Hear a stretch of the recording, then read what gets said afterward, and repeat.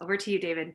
Thank you very much, Christine. Hello, everyone. I'm David Spark. I am the host of the CISO series. We produce a whole mess of podcasts and shows on cybersecurity. And let me also introduce everyone who's on the panel. I got four really great panelists who have a lot of savvy in this area of, well, government security. First, Lior Div, who is the CEO over at Cybereason, and he is a former commander in the Israeli Unit 8200. Also, Teresa Payton, who is the CEO of Fortalice and former White House CIO. And we also have Corey Thomas, who is the CEO of Rapid7 and a board member of the Cyber Threat Alliance. And lastly, Michael Daniel, who is the president and CEO of the Cyber Threat Alliance and Obama's former cyber czar.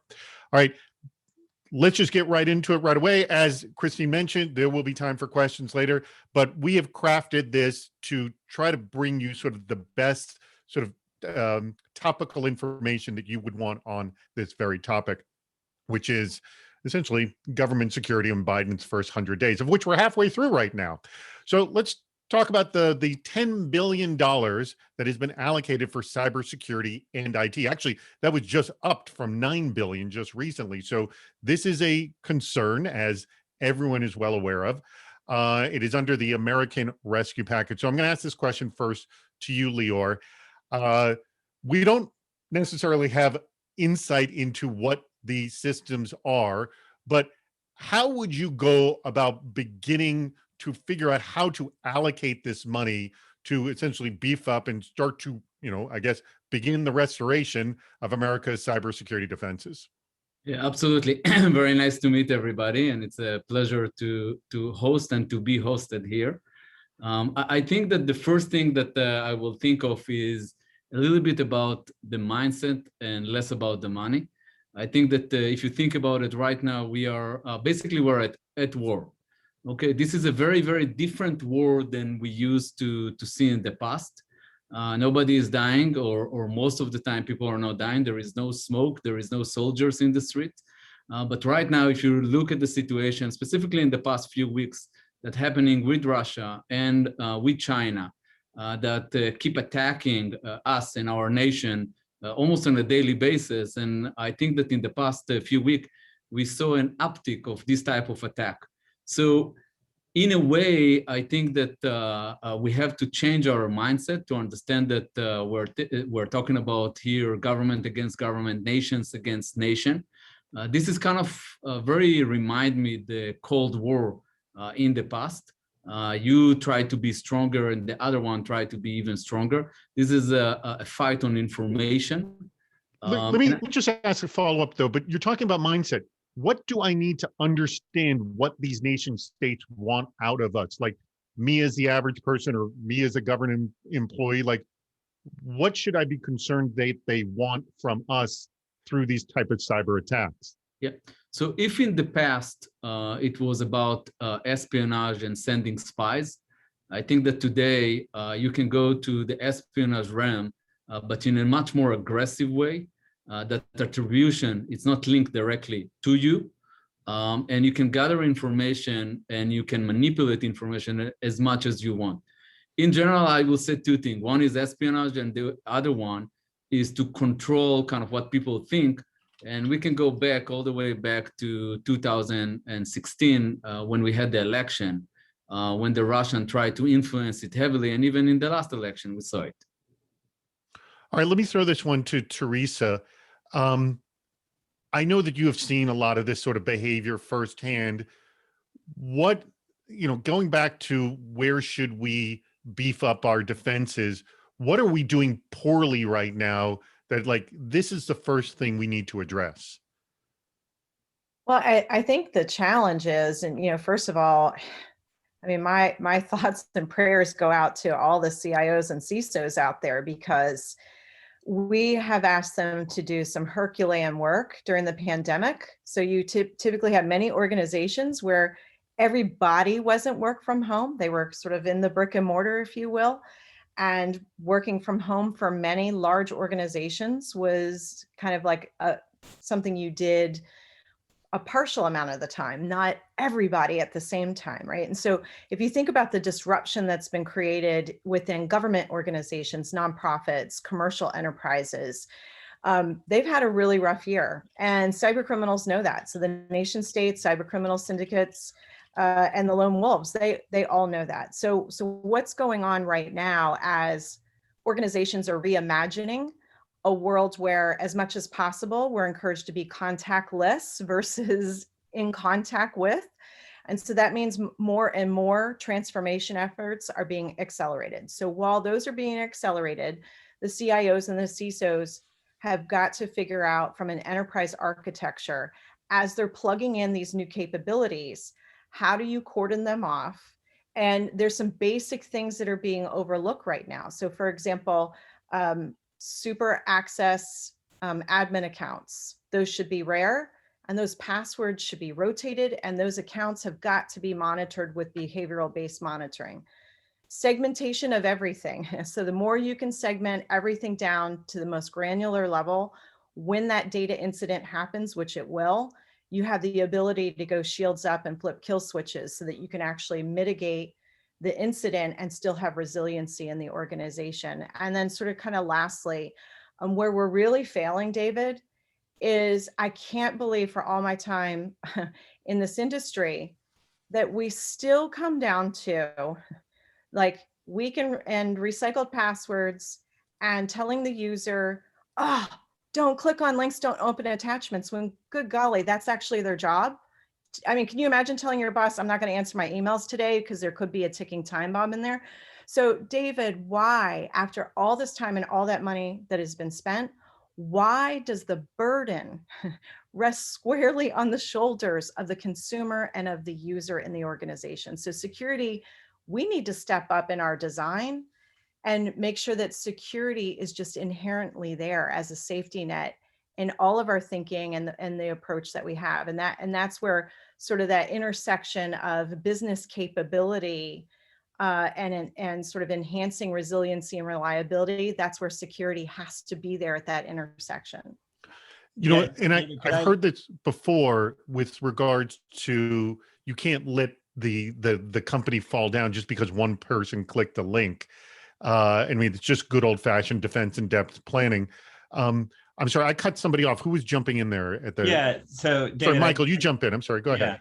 I just wanted to build on something that Teresa was saying, which is, you know, you were asking about why some of these problems still exist, and I actually think that's a really intriguing question to ask, right? Because it says that we've got something fundamentally wrong.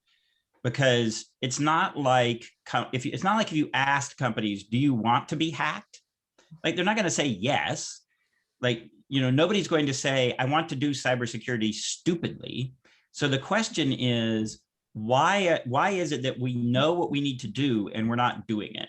And I really think there are sort of three things that feed into that. One is that we don't understand the economics, right? That some of this stuff is hard, and it takes time, and it takes money, and it takes resources. And that's taking time, money, and resources away from other things. And so when a business is trying to prioritize what it gets done in the 24 hours a day that they're allotted, cybersecurity doesn't often make it because it's not core to the business. Which links to the other point, which is that we may have the placement of cybersecurity wrong in the whole ecosystem, that we keep putting it on all the way down on the end user. We don't do that in most other places. Like, if you think about automotive technology, like, yes, the user, we've said, yeah, we're going to have putting on the seat belt.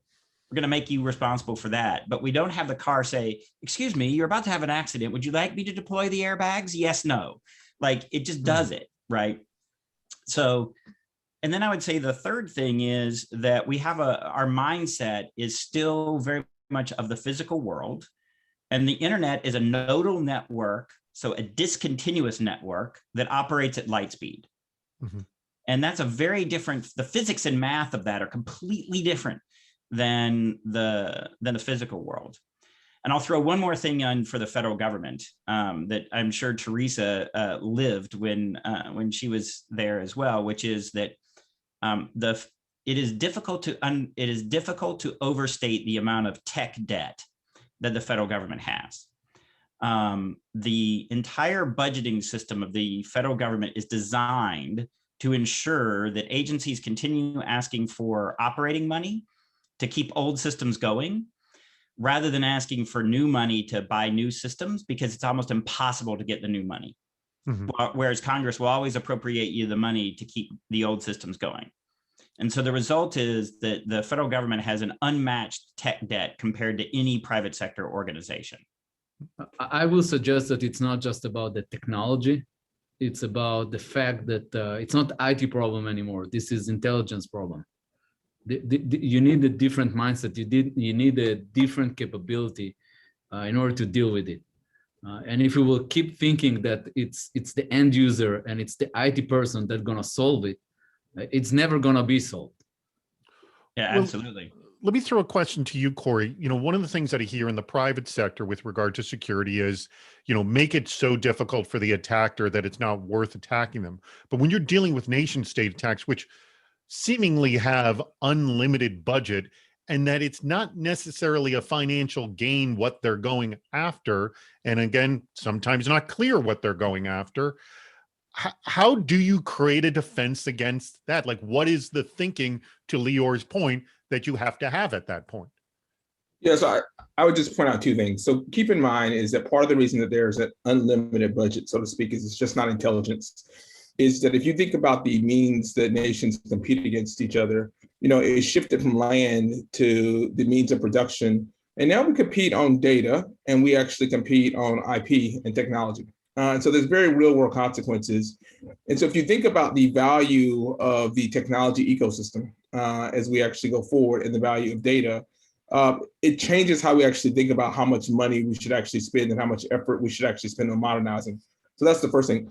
The second thing to your question is, just because something is unlimited doesn't mean that there's value in making it more difficult. And so let me explain what I mean. Is that if it takes me, if I have quote unquote unlimited man hours to actually spend per year, well, unlimited is still some amount. It just may feel insurmountable, but it's still some amount. So if I have 10,000 man hours to actually spend for a year, there's a very, very big difference if that 10,000 man hours produces, produces sort of like 1,000 compromises versus 200 compromises. And so I think one of the mistakes we make is just because it doesn't go away doesn't mean there's not a big value in making it better. And I think there's things that everyone has actually talked about on the panel that can actually make a material difference, even though there will still be compromises. The analogy that I use with boards when we talk to them that aren't technology sophisticated is that if you think about cities, if you think about the best city and the worst city, the most crime-ridden city in the paradise, they both have crime, they both have theft, they both have murder, they have all types of things. But there's a really, really big difference in how often it happens, how quickly you identify it, and how you respond. So I would just say we can't fall into the trap that there's no difference just as bad things continue to happen. I have to add something, Corey. Look, I spent more than 20 years of my life of being on the other side, meaning being a nation state hacker for the West, for the good side, but this is what I did.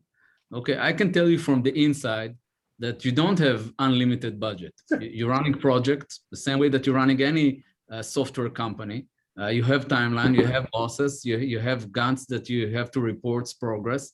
At the end of the day, if you manage to develop or find a 0 day and use it and exploit it, and if somebody block it, it's throw you back like 6 months to redevelop the thing and rehash and reuse the thing that you already developed.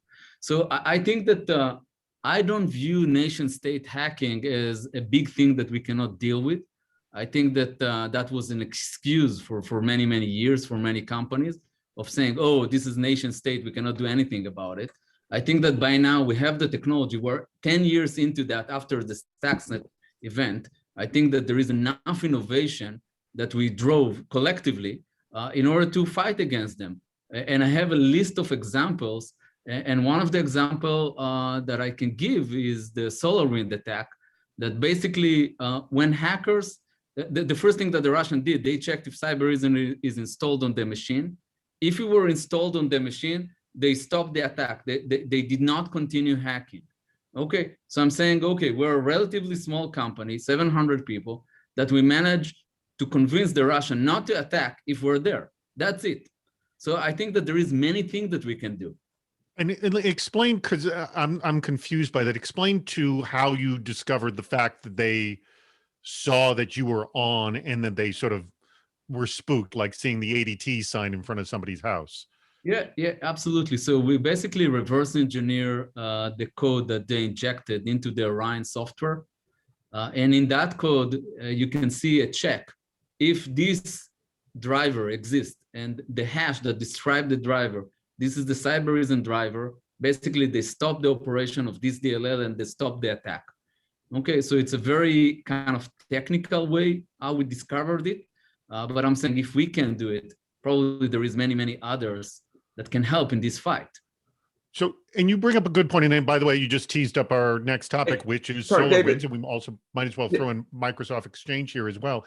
You bring up the point that I keep hearing again and again from cybersecurity leaders: just make it not worth their effort, or, as you said, send them back 6 months in their effort to make the whole process more difficult. Because my feeling, if they are in a cyber war, it's not like that's going to stop, but you can make the process more difficult for them. I mean, is that what you're going with there, Lior? Yeah, absolutely. Think about it as a continuous incident response. Mm-hmm. Okay, they're attacking, you are preventing or throw them back. Every time that we expose, not, you can read it in our blog.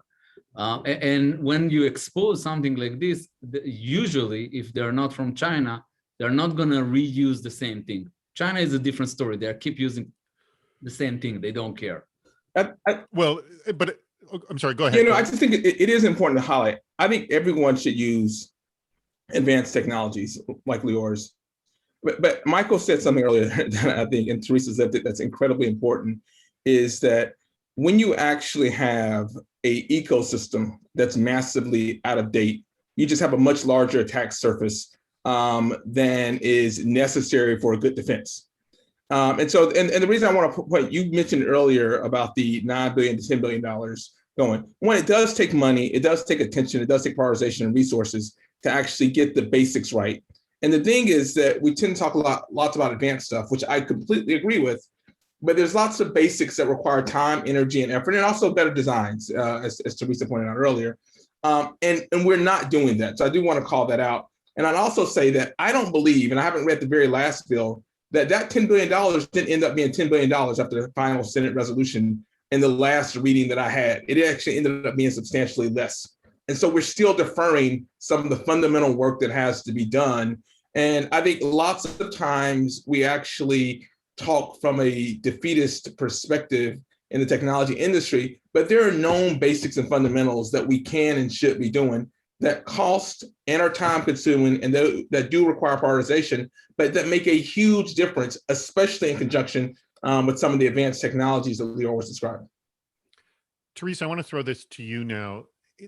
Looking at the SolarWinds, taking a look at Microsoft as well here, these are direct attacks against supply chain, but it's so spread out. Do we understand the motivations behind this? Is this just to cause horrific disruption, or essentially, the way I'm seeing it, like a never-ending pipeline for whatever it is that they want, which could be nation state, which could be financially motivated, not clear? I mean, I love the question there, and also kind of what my fellow panelists have been sharing, which is, so there's a short game and a long game, right? So in the short game, you have nation states and cyber criminal syndicates where it's intellectual property, smash and grab, causing just general mayhem, flexing muscles and letting people know that you're there, potentially moving cryptocurrency markets values, potentially moving stock market values. So there's like short term.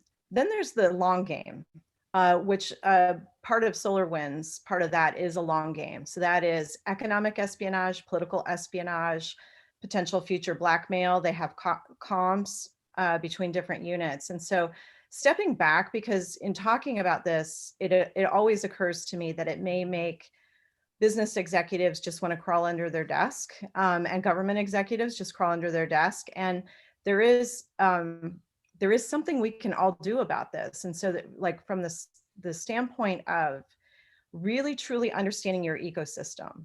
So one of the things that I tell federal executives and business executives is, even if you didn't use SolarWinds, and even if the latest hack with Microsoft Exchange servers, there's a bigger ecosystem that are your third-party suppliers. And so you are swept up in that challenge.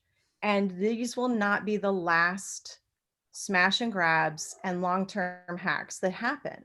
And so this is where you have to just assume, robberies occur. So what are the things that you do to mitigate damages, right? So, when I think about, I came from the financial services industry before I went to the White House. And so we think long and hard in our brick and mortar. If there's we know robberies will happen. So we mitigate damages. Everybody is trained in what to do when the robbery is happening.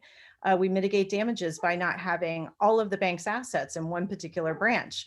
We have cameras so that when something does happen, we can seek legal recourse. People's safety is at play there.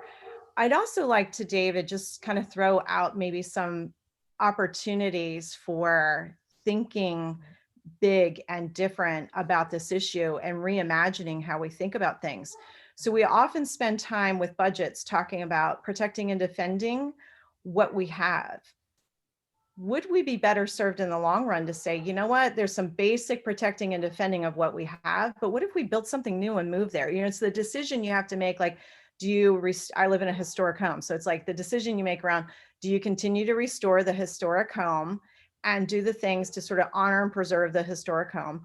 Or do you build something brand new for what you're trying to get done? And we don't often think about budget spend in the business world, and certainly not in the federal government space around, what if we just for a moment said, over a 3-year span, what would it take to build from scratch something new with the newest and greatest technology advancements in cybersecurity, leveraging artificial intelligence, leveraging tokenization of user access and authorization, tokenization of data requests? What if we did that? What would that actually cost? And what would be the long-term operating costs for supporting something like that versus continuing to try and protect and defend legacy systems who weren't built for today's realities of cyber criminal tactics and techniques? I love the point that you brought up at the beginning there, Teresa, where you talked about the fact that even if you're not using Microsoft Exchange or SolarWinds, this is affecting you. And we just did I'll send this to Christine, she can send it out. We just mentioned that we quoted some report, and I can't remember, but the people surveyed said within the past year, 80% of them had a third-party vendor that had been breached. So we're constantly being affected on time. I want to close this out with you, Michael, with this question, and that has to do with, in the market, the response is to move fast, to be, if you want to be successful, you got to move fast, and sometimes security is lagged behind. And what the government and regulations do to make people not move too fast is to throw out compliance requirements and have regulations attached to them. But as has been said over and over again, compliance does not equal security. Should they be addressing cybersecurity more to make everyone's behavior better so we can have a more sort of secure, holistic environment like what we need, as Teresa has pointed out? I actually think that the government should play a strong role in this, but it's got to play the right role. And it's got to, and you're absolutely right, David, like it can't be from a compliance standpoint of, we're going to tell you the technology, we want to see that you have the snort flabulator 6500 in your network, and that's going to be a check, and because that's clearly not going to work. And so instead, this really needs to be a collaboration between the government and industry to talk about what are those outcomes that we can see, that you can demonstrate that you've actually paid attention to and have invested in cybersecurity in the right way. And, I think to get to some of the points that Lior was making, I actually think that one of the really key metrics that we don't look at enough is what's the mean time between incidents? And we should be driving that, apart, right? You want that mean time to be getting bigger. What's your mean time to discovering an incident when it occurs, right? We want to be getting that smaller so that you discover them more quickly. So we start thinking in those terms and saying, okay, if you can demonstrate that you've got the capability to do that, then you've met the standard, right? In other words, so it's not about compliance; it's about looking more at the outcome and the output that you want. The last thing, I'll just say on that score is, and I think this is actually doable, but we've got to invest the time and effort to actually come up with what we want those metrics to be. And we haven't really figured that out. And once you do it, to keep pushing them up all Yes. the time, because the hackers keep evolving and we have to evolve with them. We cannot stay behind. Yep, absolutely. All right, we have just a couple more things, and I want to leave time for questions. So let's try to get the last bits in the next 10 minutes. When we talk about emerging threats, okay, so there is the COVID vaccine, or protecting the essentially the pipeline of the vaccine. There's healthcare facilities, water treatment plants, automobiles, the DMV. All bad actors have been attacking all of these sectors. I mean, we don't know what could be next, and our lives and it's possibly costing lives with their actions. And this has been sort of the chronic fear in the back of our head. So are there threats, Lior? I'm going to throw this to you right now, because obviously, you've seen this kind of behavior when you were with the 8200, or I'm assuming. What are the kinds of threats that you're foreseeing, you're preparing for, or that scare you the most right now? I think that I can divide it into almost two groups. There is group number one that we talked about. This is the SolarWind, like the attack on Microsoft. And this is usually, it's about espionage, it's about gaining access, and basically the one that controls the information will control the world. So everybody understands that thing. So there is one kind of realm of attacks. There is another one that usually it's not talked about, and this is the new dimension of influence. And I said it a little bit at the beginning. When Russia wants to decide who is going to be the president in the US, they are starting to influence the social network heavily. And they're starting to use heavily fake news in order to control the narrative. For example, we have a few examples right now that from Russia, it's came kind of a lot of influence, not using the Pfizer vaccine. Why they decided to influence that thing, I don't know. But it's like, we know for sure that it's influenced enough people that decided not to take this vaccine. Is it weakening us as a society? Probably yes. So they are playing kind of a different game that I'm not sure that we are understanding the Western world, that we have to pay attention to. And let me ask Corey the very same question, where, and you probably have a lot of visibility into it with your work as well. Where are you seeing the greatest threats at this point? Well, so one, I don't think the threats have changed that much. I would say on the fear side of the equation, I think Lior nailed it. The one additional one that is, in some ways, it's the follow-on of the SolarWinds breach, is I worry a lot about the control aspects of it. And not just the espionage, not just the economic, because again, even for nation states and cyber criminals, the economic aspect is huge. I worry increasingly about the control aspects and what it does. I remember sitting down with folks in the city of Atlanta when they were sort of like brought to a standstill, and the implications of that, and thinking about sort of like our supply chains, our logistics. So we've seen instances that should actually raise concerns, but we haven't seen it do the damage that's potential. So that's where my personal worry is on one side of the equation. The other side of the equation that I would just say it's worthwhile keeping in mind is that we talk about ransomware a lot. Is I've spent more time in the last 6 months with community hospitals that have actually been hit, and you just see the disastrous impacts of those things and what they have on communities, and it actually has real consequences. We sometimes say it's just sort of like economic, but there's real consequences happening today. These things are manageable in some ways, but they definitely hit hard. No, and very good point. And especially healthcare, when essentially we talk about when bytes hit cells and physical atoms too. Bytes to cell to atoms to cells essentially is the progression, and that's when things get very, very scary. We're going to end this try to end this on a positive note before the questions, which may bring us around again. But here I want to know, and I actually asked this question to the community too. I want to know what's working well in cybersecurity. What are we doing both in the government sector and the private sector that you feel is doing well? And I want everybody's answer on this. And then second, attached to that, like, how can we promote we're doing things well so that every time a story comes out of cybersecurity, it isn't the who screwed up story, or that we can say, hey, they're doing well. Like, how can we promote the positive angles of how we're doing well? Like, police forces promote positive angles too, although they get negative as well. But we want that in this kind of the same way in the cybersecurity space. So let me start with you, Michael. I mean, I think there's a couple of things that you can actually point to, not the least of which, and I think we should not undervalue the fact that we don't have to go around trying to convince people that cybersecurity is a worthwhile national security problem and that it belongs in the boardroom.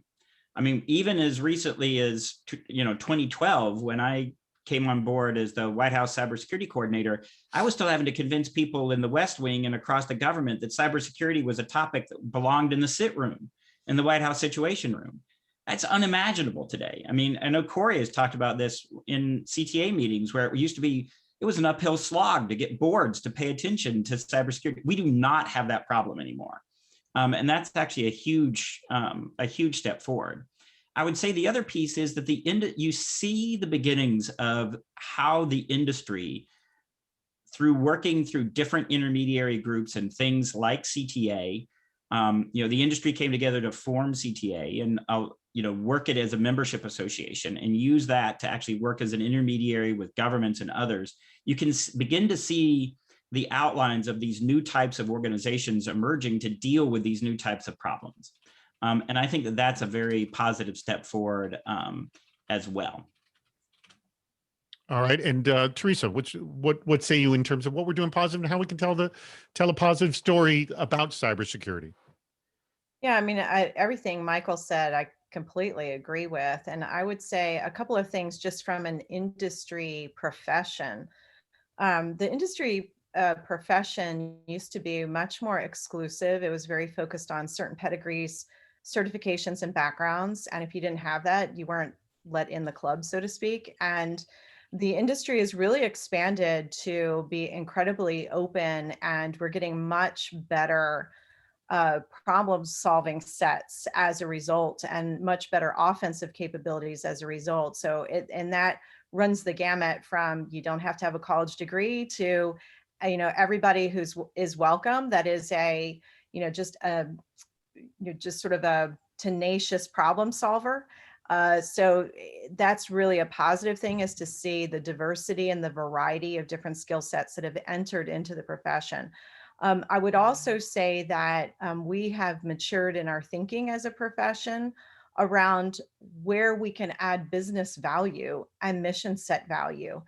So very much it used to be the security team was the team that was telling everybody no, and they were like the last little speed bump everybody had to try and speed over, hopefully, to get to production. And I say that as a reformed CIO. And so, which I like to refer to myself, right? And, no, I got to get to production. So what can I get away? What can I do? What's the bare minimum I can do? And so that has changed, because our relationships to the mission set have changed, and we realize that's not our job, right? The job is enablement. Yes. And actually not being just a compliance checklist, but actually creating trust and confidence in digital transactions, like that. We've really changed the mindset there. And then I would also say that as it relates to, because it's really people at the end of the day. So yeah, we're protecting systems, we're protecting data, we're protecting critical infrastructure, but why? Because it impacts people's lives. And so the other thing that I've seen is sort of at that nexus point of physical security intelligence operations and cybersecurity.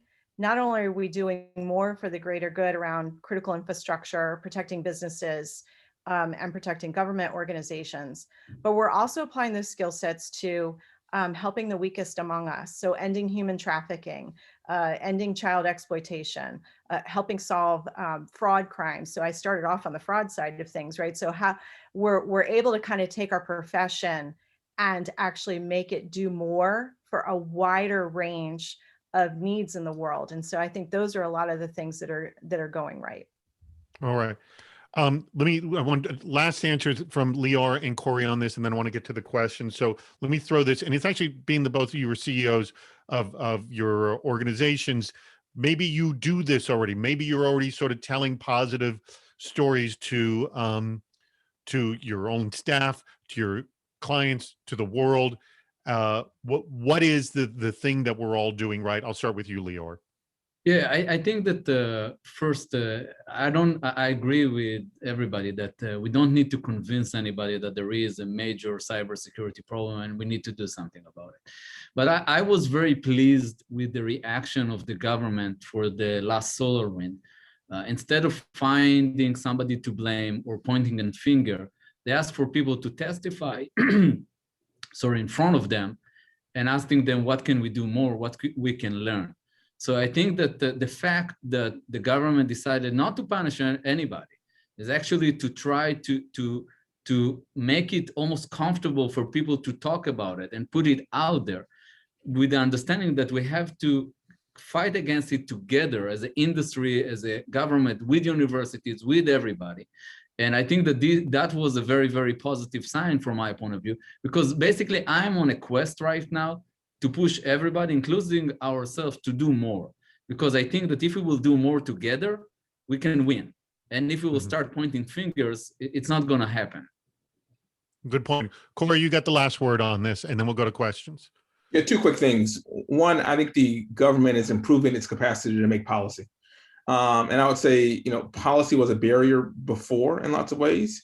And people are steadily getting smarter and smarter because you're actually getting more time and expertise. So I look at something like the vulnerability disclosure policies, which have come a long way in improving transparency. We're making progress there. And if we continue the trend, I actually think that the points that were made earlier, we'll have the government playing the right role, especially when it comes to policy. The second thing that I would actually point out is digital transformation is an opportunity to be a benefit, and it's off to a good start. And the reason I say that is that I'm impressed with when people are starting new projects about how they're thinking about security at the front end of the process. And again, it's not universal, but it's definitely a distinct difference from what it was when people started new projects, even 5 years ago. And I think that's a positive thing. Yeah, I mean, just the fact that, the whole shift left mentality that is now sort of becoming more and more standard, rather than because they realize the detriment of not doing what you just said. All right, we got questions that have just rolled in. But please either raise your hand if you want to actually ask the question, or you can just type it and I'll say it. But we'd love to hear from you either way. This first one from Tom Ferensky. Hello, Tom. Good to hear from you and see you, or I could just see your name. Here's his question. I'm going to throw this one to Lior. What should we do about foreign vendors, such as the Chinese, who are known to spy on U.S. companies? But also, what about Israeli vendors, when Israel has been known to spy on U.S. companies and the government? What say you, Lior? Yeah. So I think that to keep thinking that we can keep things out, okay? This is something that maybe it worked, as Michael say, in the physical world. You can create a wall and the good is inside and the bad is outside, but this is almost irrelevant anymore, okay? I know that we really want to try to do that, but it's irrelevant. I think that the Chinese and the Russian managed to prove that they can spy even if they are inside the system or even if they're not inside the system. So just in the last weekend, the Chinese showed us how they have access to every Exchange server that Microsoft developed. So now we're not going to use Microsoft. So I think that we have to adopt this mindset of understanding that the days that we can create a line and say, this is good and this is better, I'm only going to use that thing, those days are gone. we have to assume that everything is vulnerable. We have to assume that a very sophisticated hacker will be able to hack no matter what you're going to put in front of them. And you have to keep hunting. But we still live in the world of yesterday, right? Where wars do exist, nations have boundaries, and this is what we're doing in terms of like with Huawei, for example, and so on. So yes, in actual practice, those wars, those lines don't exist. However, they do exist in the minds of our governments and politicians and the actions that they take. Corey, you want to speak up on this? And let me just Yeah. add, if it's cool for you to Tom to add to your question, what we think is ethical and what we think we should do, speaking for the US government, is not necessarily translated to every country in the world. Like everyone kind of has their own policies of privacy and things like European privacy issues are more secure than ours, or more stringent, I should say. Corey, go ahead. Yeah, you started off on it. Is yes, it's true that both people that are opposed and allies spy, and we do it too, by the way.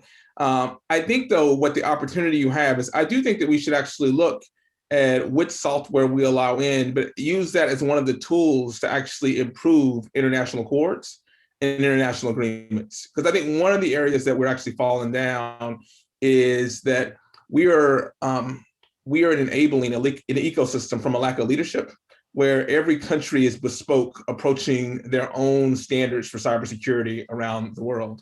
And I do think there is an opportunity for leadership, specifically from the US, more of it than what we've seen in the last several years, about how we actually approach those international standards. And part of that then is the ability to say that countries that actually have a basic set of standards that we agree on allow each other to trade. But that's an old school trade sort of like model of engagement, and I think it can and should be leveraged here. And I'll just add too that, you know, countries also evolve in their thinking over time. I find it quite fascinating that, you know, the Chinese have actually shown much more willingness to engage on questions of intellectual property theft over the last few years. And why is that? Because it has actually started to come out that Vietnam and Malaysia and Indonesia are spying on China and stealing their intellectual property, because all of a sudden China has intellectual property that people want to steal. And suddenly they're much more interested in protecting that intellectual property. You can leverage that. We should leverage that as the US in our negotiations with them, because they now have an interest, a stake in that system. And I think when you think about the international space, you can never separate the cyber issues from the broader geopolitical issues. We don't have a cyber problem with Russia. We've got a Russia issue, right? We don't have a cyber problem with China. We've got a China issue.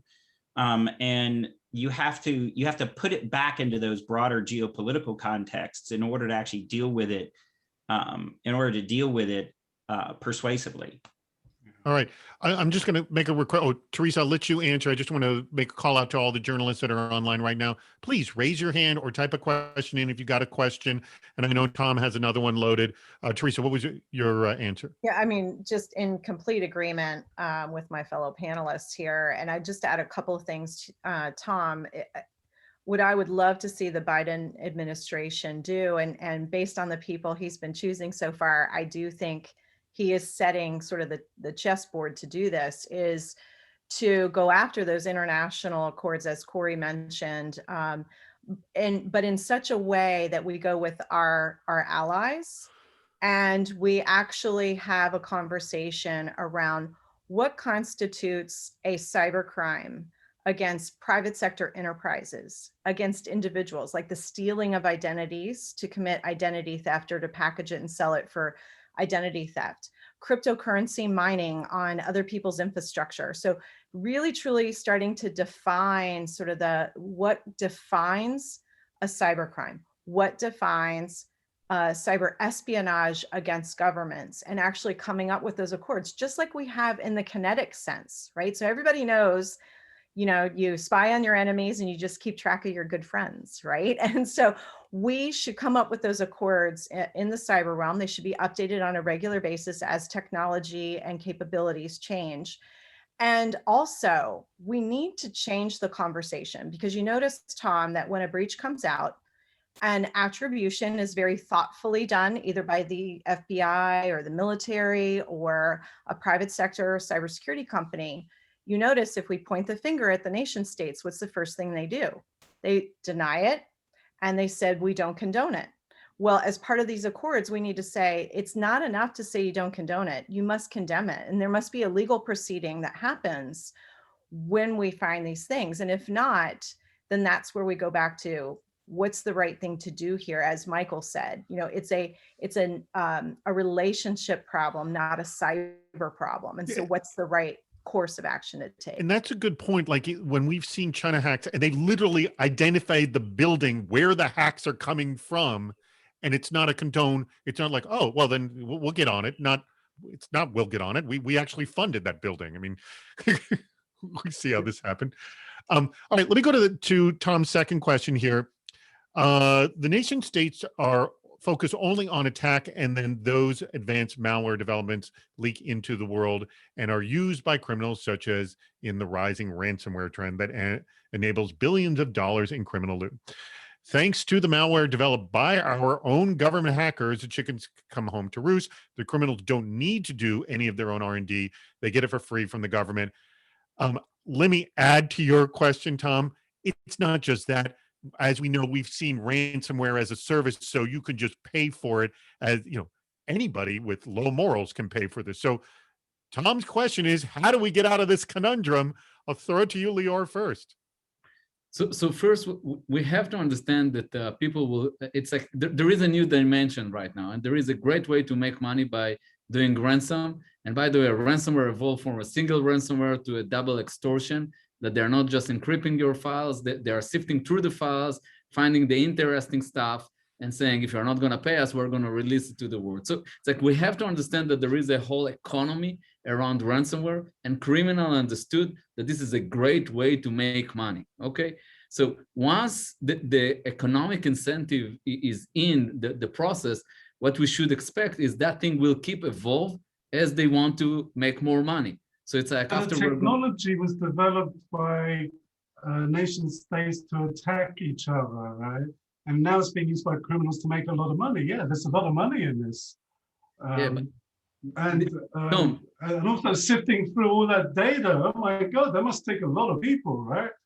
I mean, these are big operations, this ransomware. But fundamentally, it's made possible by government hackers. It's being used back against us. Well, it isn't the only source, Tom. I mean, we've seen it from many sources. Yeah, and I think that it's true if we are talking about government. 20 years ago, government understood that they can leverage those technology in order to do espionage and develop it. So they were ahead of the pack like 20 years. But I think that right now, there is a whole ecosystem. In China, you can learn in the university how to develop a malware. You don't need to go to the government over there. So it's like, I think that we have to understand that this dimension, it's not something that it's gonna go away. It's like Genie is out of the box and it's running. So, and we have to do something about it. Yeah, I do think, to Tom's point, though, is that we can and should, and I think we are doing right now, a better job of protecting our own sources and technologies there. I think that's one of the underlying questions. So I would say yes. Every country has probably, I'm not going to argue political philosophy, but every country is going to do espionage and feels as part of their charter to actually gather intelligence. But that doesn't mean that you actually have to make that intelligence non-secure or broadly available. And I would say that I think people are aware of that and have learned the lesson. That doesn't mean it won't happen again, but I think that there's probably even stronger measures being taken. But I do agree with Lior and David's point is that that's still the minority of the stuff that's actually out there compromising people. So I wouldn't over-focus on it either. All right, I know we have two questions right now. Jennifer Zarate, do you want to speak up and ask your question? You're on mute. Unmute myself there. Hi, everyone. Thanks again for having me on today. But I'd love to bring the channel into the conversation. What are you doing differently with channel partners, or what conversations are you having, as we talk about the need to double down on the nation's cybersecurity defense? Yeah, I can say one thing. I switched my whole business, and Corey probably can talk about it as well. but my whole business, 100% of everything that I'm doing with channels. We have a value in the company, win as one. We believe that together we can change many things and not alone. And that's the reason that we switched the business model and we're going after those channels with them to distribute. Of course, it's beneficial financially, but more importantly, it's enabled us to really push, for example, the ransomware solution that we do have to all those hospitals, all of those people that need it out there. All right. Yeah, and I'll jump in there too. So we've had a significant expansion and we're scaling that expansion. And the bottom line is that only the very largest companies can actually maintain the workforce. People need help of companies like Teresa's who actually have skills and expertise. They need the expertise and they need the capacity. And so what we have done is we've actually really shifted our focus though to actually doubling down and increasing our investment in organizations that are less about distribution, because we believe we can do distribution well, and much more about helping customers and organizations get value and manage their cybersecurity and get a good response. And so we're shifting like our economics and our incentives to say like it's not just about did you sell it to them. Same way that we hold our company accountable, that where they deploy well. Are they meeting their success criteria? What's the mean? Mike talked about mean time to response. And so we're in the process of shifting our whole ecosystem that says it's not just about, because companies and vendors like mine and channel partners were so long focused on distribution and not enough focused on like where we actually helping our customers manage their cybersecurity effectively. And that's probably the biggest change is we're shifting all of our dollars about the effectiveness of managing the cybersecurity ecosystem. All right, I have a question that came in from Famita, and she asks, the Biden administration is signaling that antitrust is going to be a focus. Do you think the antitrust focus may have an impact on the security industry? Who wants to field this one? Michael? Yeah, I can take this one. I have running CTA, I have ended up learning more about US and European antitrust law than I ever wanted to know. I can just tell you that right up. So tell us what you do know. Yes, but I think that that is a concern. Yes, but I also think that the government has already clearly, set out very clear boundaries and has said, if you are sharing, for example, information related to what the bad guys are doing, that's not a violation of antitrust statutes. If you are sharing information about how you're going to disrupt what the bad guys are doing, that's not a violation of antitrust statutes.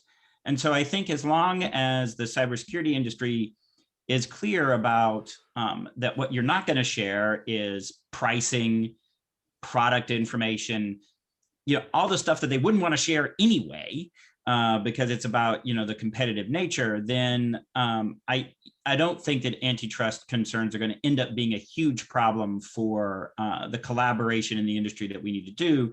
We just do need to be mindful of it and make sure that we have those guardrails in place. All right. Oh, David, yeah, Teresa. Michael, that was really spot on. And thank you for that. Cause I took away a few nuggets for myself on that. And if I could just pivot a little bit on that question, because when you think about the antitrust that's also being discussed for big tech and social media, my concern there is some of the governance requirements that may come out of any type of antitrust or legislation will create a situation very onerous for any kind of startups to be, so they're either going to be out of compliance or they're going to die under the burden of compliance with any type of antitrust that comes out. Additionally, as big tech and social media respond necessarily to antitrust to look at what's in their best interest for the shareholders, the board, and the users, that's going to be money they're not spending on cybersecurity. So I do have some concerns around where antitrust could lead. And that may not have been in your question, but I just thought Michael's answer was so perfect. I have nothing to add to what Michael said, but just a little pivot. I do have some concerns that antitrust movement, although it's welcome conversation and it's something that needs to be discussed, which is great about America, is that we can discuss this and then make a decision about what's right. I do have some concerns. It's a distraction. Good point. All right, we are at the end of the hour, and I want to thank my guests and all the journalists who came and joined us today. Thank you so much. If you have any follow-up you would like to do, I would start with Christine. I think she can coordinate all of this. Yep. But let me just quickly thank my panel here. Lior Div, CEO of at Cybereason, Teresa Payton, CEO over at Panelists, Corey Thomas, CEO of Rapid7, and finally, Michael Danielin, the CEO over at the Cyber Threat Alliance. Thank you, everybody, for participating. I hope it was valuable for you. I got a lot of it. And by the way, great insight across the board. Thank you. Thank you so much, everyone. Appreciate taking the time for us today. Have a good one. Bye-bye. You. Bye. Bye.